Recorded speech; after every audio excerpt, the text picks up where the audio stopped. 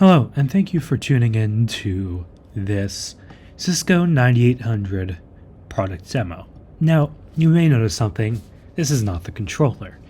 This is ESXi. That's because at MacTech, we custom manufacture server hardware that runs the 9800 controller platform. I actually just went ahead and started this up here, so let's go ahead and log in and take a little tour of it.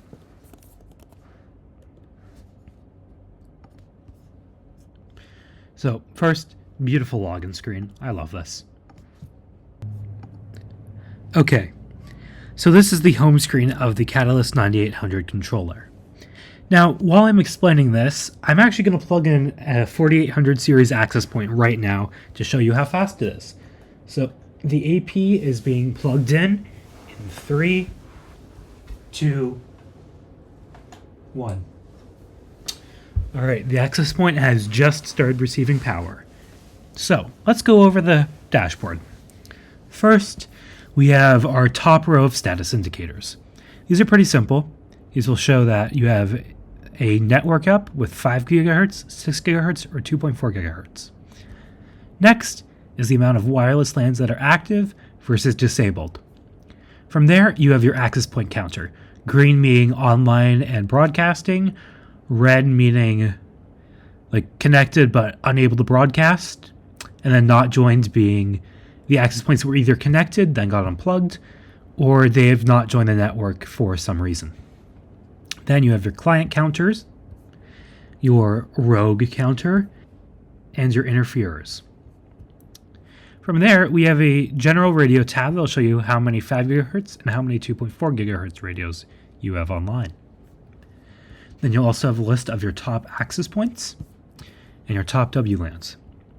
You'll also have a summary of your client device types, for example, iPhone, Samsung Android, MacBook Pro, that sort of stuff.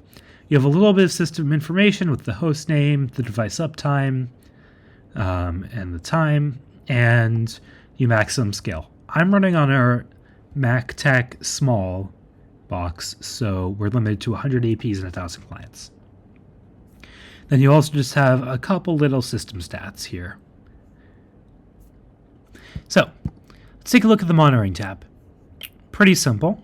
You have your DHCP clients. These are clients that are getting IP addresses assigned by the controller or the AP and not a third-party router.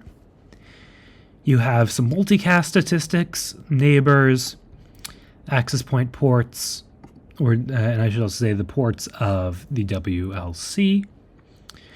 You have some system info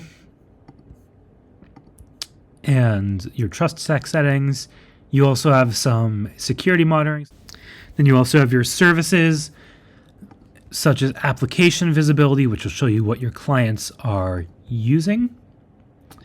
You have some local profiling stuff, and then you have MDNS. Going from there, you have your AP statistics, your clean air statistics, that's Cisco's proprietary RF management interference stuff. You can see your clients, your fabric, your various captures and whatnot, your mesh statistics, some mobility and NMSP stuff. You can also see your radio statistics, RFID statistics, and rogue statistics, such as, let's see, there we are. You can see all of the clients that are around but not actually connected. Very fun. And in the time that I went over the home page and the monitoring tab, that 4800 I plugged in has come up and come online. It's not showing up right here, but you can see that our radio count went up to 3. And if I go to AP statistics, you can see it came up there. So now what I'm going to do for the remainder of the demo is actually switch over to this with the network Cisco 9800. Okay, great. I'm connected. So let's talk a little bit about configuration. Initially, this all looks very complicated. And to some extent, it definitely is. It is truly powerful enterprise wireless hardware. However, there is something that makes this incredibly easy to manage, and that is the interactive help. Now, by far, this has been even though it's the most complicated looking wireless controller I've seen in a while, this is the easiest to configure. And the reason I say that is because it'll walk you right through. So let's go ahead and create a new network here. Let's say I want to go to the WLAN wizard. Perfect. So let's start a new WLAN. And let's call it, it's going to be, let's see. It's going to be PSK. So it's a standard password. Now let's go ahead and enter it. Let's call it demo test. Let's also name it demo test. Let's make it a WLAN ID of, I think I'm using 1 or 2 currently. So now I'm going to go ahead and enter my password. And let's say, yes, that's fine for now. Very basic. Let's select an existing profile. Let's say I'm going to make it default policy profile. Great. Now let's select an existing site. So we're going to use the default site tag because this is not being used for multi-site management currently. Let's go ahead and select the APs that we want the WLAN to broadcast on. Let's select our default policy tags here because, again, not using this for multi-site. And welp, that's it. We created a wireless LAN. All right, let's go over some of the WLAN settings. We have our SSID, our radio settings for the entire SSID, your security settings, some advanced stuff like MIMO, 6 GHz client steering, and all that fun stuff. And then you also have your policy tags. Now, Cisco's tagging system is a little bit complicated at first, I'm going to be honest, but if you work with MacTech or you spend a little bit of time learning it, it becomes incredibly easy. So now if we go to our network selector, it is right there.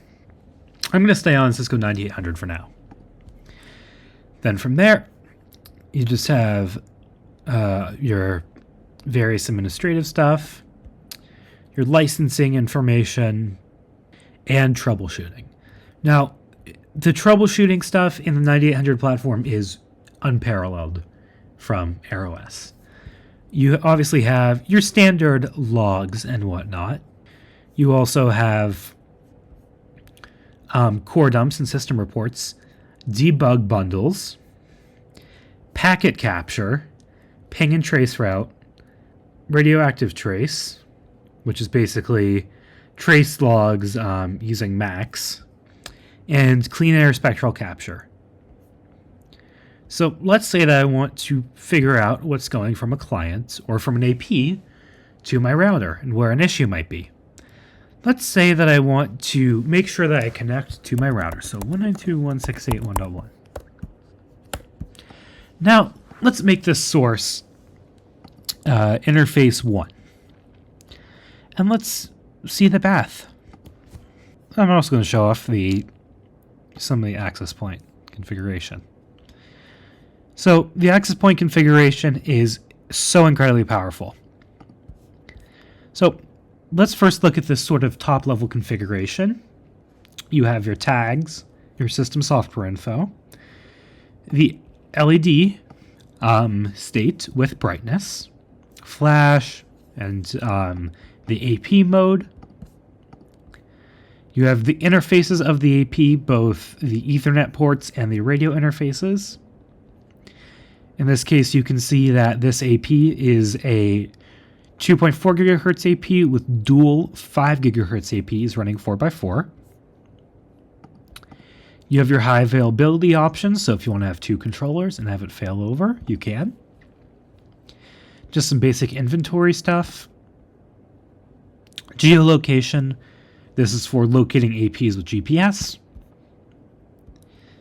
You have your ICAP stuff. You have some advanced information and software stuff. and then a support bundle. Now let's talk about the radio configuration. So you can select what antennas you want to be used inside the AP. You can choose between a 5 GHz radio or a 2.4 GHz radio.